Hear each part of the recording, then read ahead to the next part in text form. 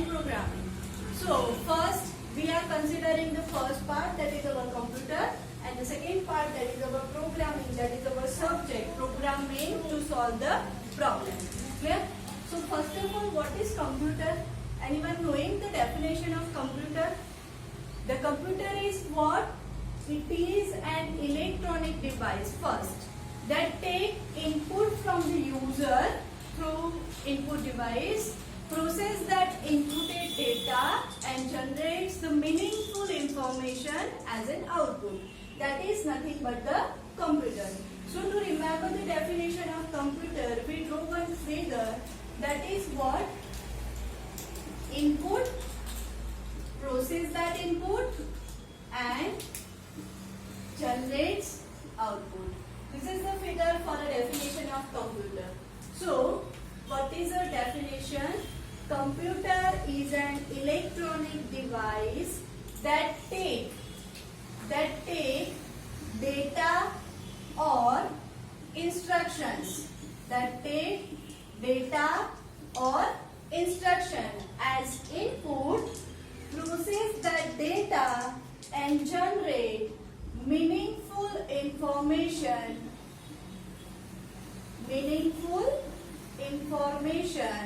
as an output. Clear? So this figure indicates the definition of computer. Input, the input can be data. For example, suppose I am writing program for addition. Then our data is integer value 2, 3 something. If I am making some coding, then I given instruction. You have to perform addition, you have to perform factorial, something like that. So the input is nothing but the data or instructions, perform, process on that and generates the meaningful information, that is our output. Clear? Now the first question in this chapter, that is block diagram of computer system. The first is block diagram of computer system. Another way to ask this question is measure components of computer.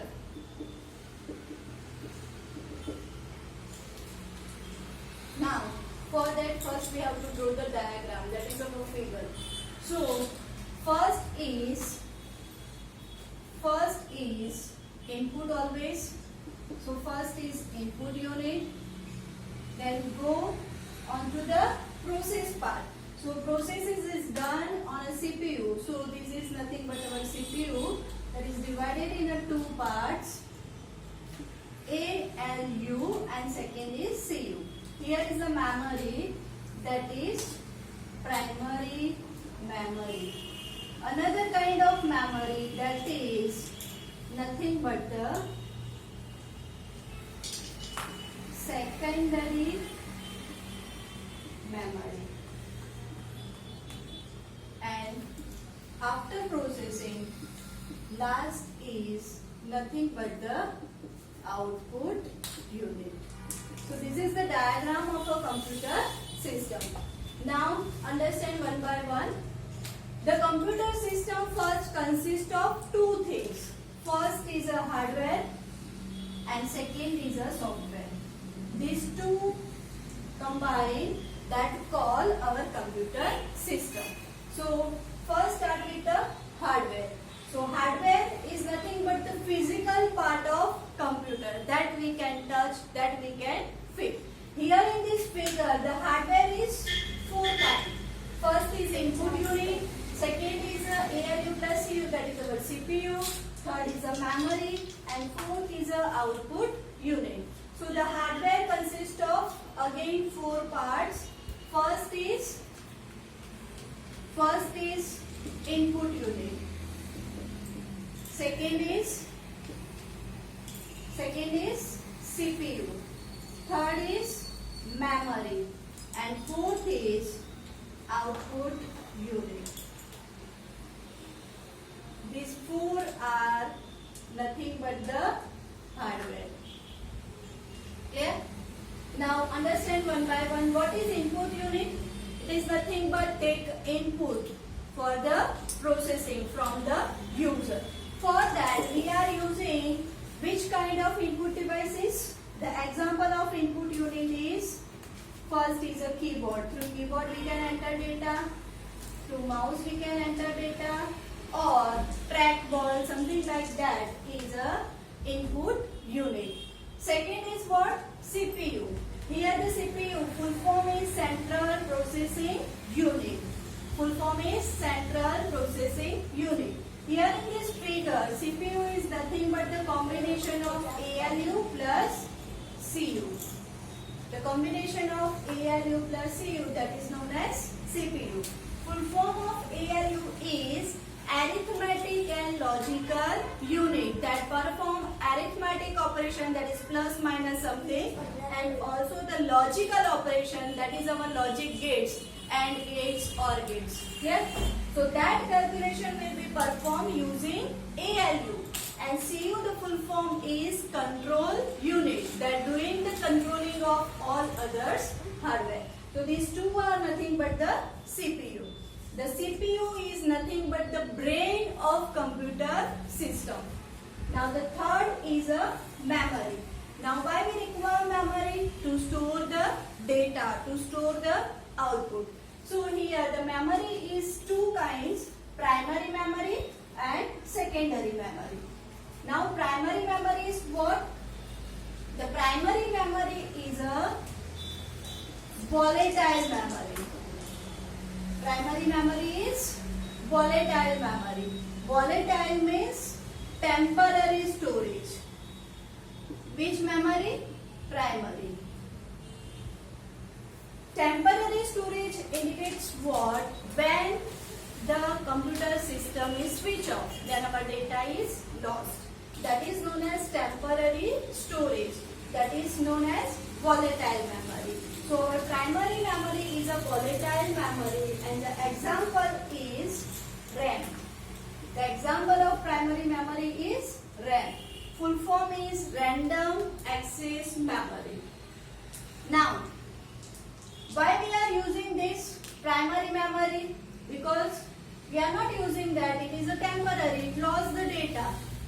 But why we are using primary memory? The advantage is it is very fast. It is very fast. Second is secondary memory. The secondary memory is opposite to it. Means it is a non-volatile memory.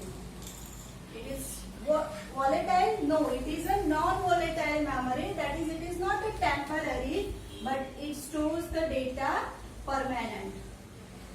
It stores the data permanent.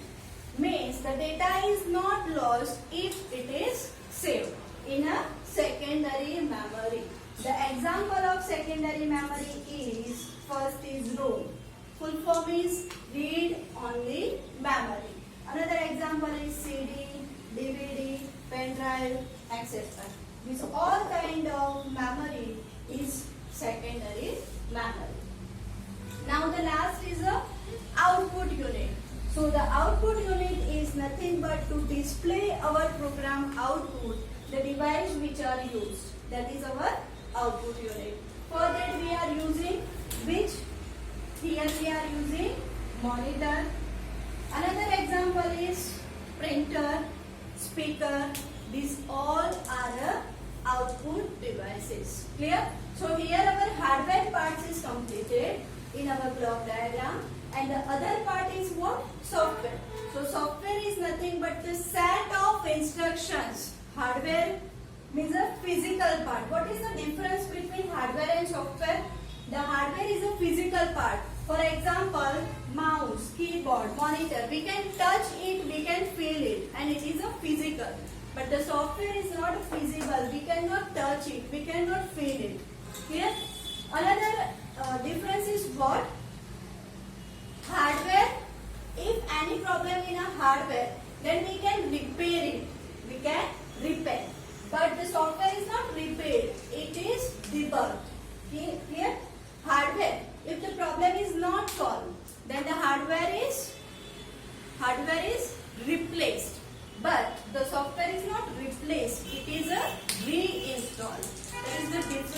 between hardware and software. But the hardware cannot work without software, and software cannot be executed without hardware. So these two are the combination that known as our computer system. And software means nothing but a set of instructions, or we can say our program, that is software. Clear? So this is nothing but the first theory, block diagram of computer, or we can say that major components of computer system. Now let us start with the second, that is computer languages.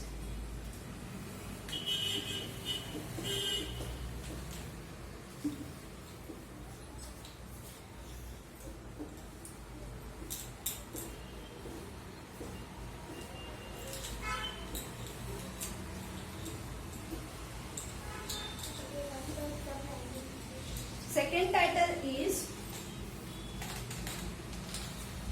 types of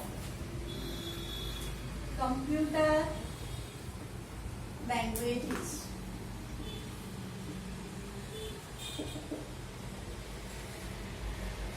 Now, types of computer languages.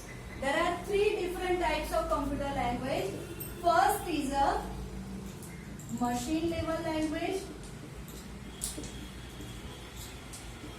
or another name is low level language. Second is a assembly level language, and third is a high level language.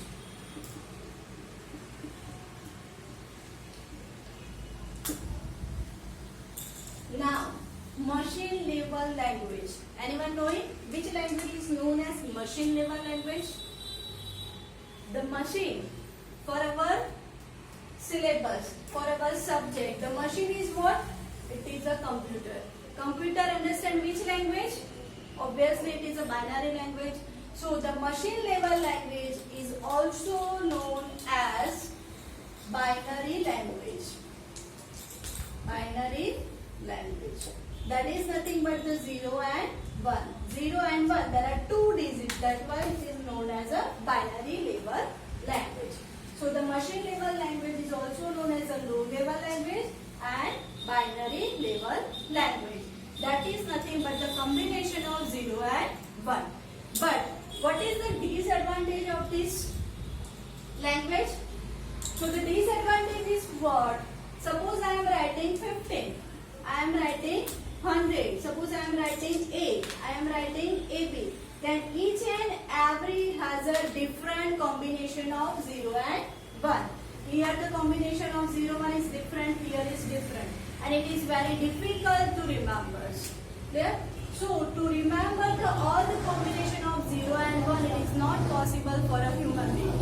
So it is not easy. So we are using assembly or a high level language for making our coding, for making our programming. But it has an advantage, that is what? It is a translation free. It is a translation free. Also, it is very fast for execution. But the disadvantage is we cannot make direct coding in a 0 and 1 form because there are so many combinations for different words.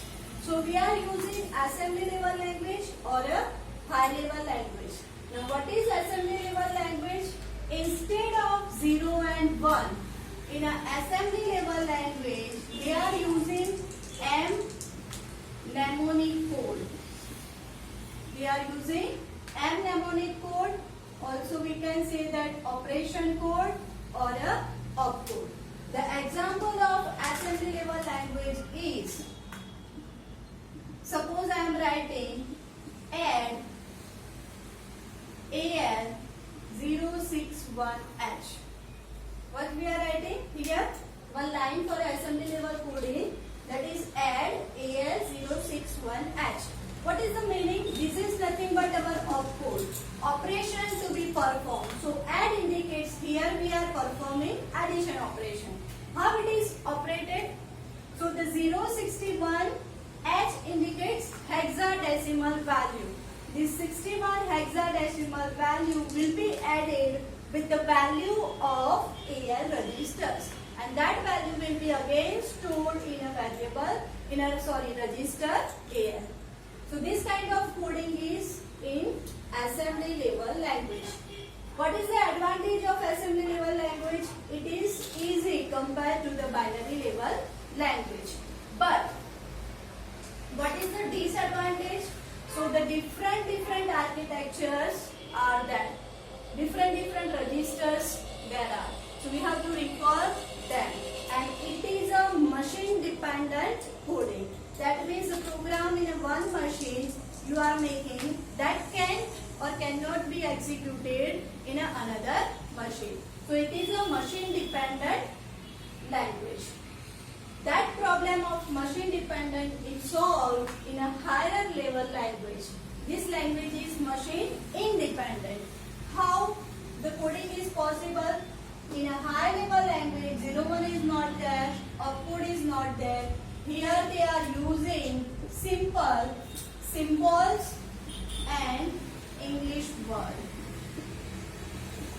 For example, we have to print something, then we are using printf. Clear? So this is very easy method. The advantage of this method is it is very easy to understand. It saves the time. But the disadvantage is what? Whenever you are writing program in a high level language, the translator is needed. Translator is needed. But because machine understand only the binary level language and we are making coding in a high level language. So the translator is needed. For example, suppose there are two persons, one knowing only the English language and second knowing only the Gujarati. Then how they can communicate? It is not possible. For that communication, we need one intermediate person that knowing both the language. Clear? So that concept is there here. We are making in a high level language our coding and machine only understand binary.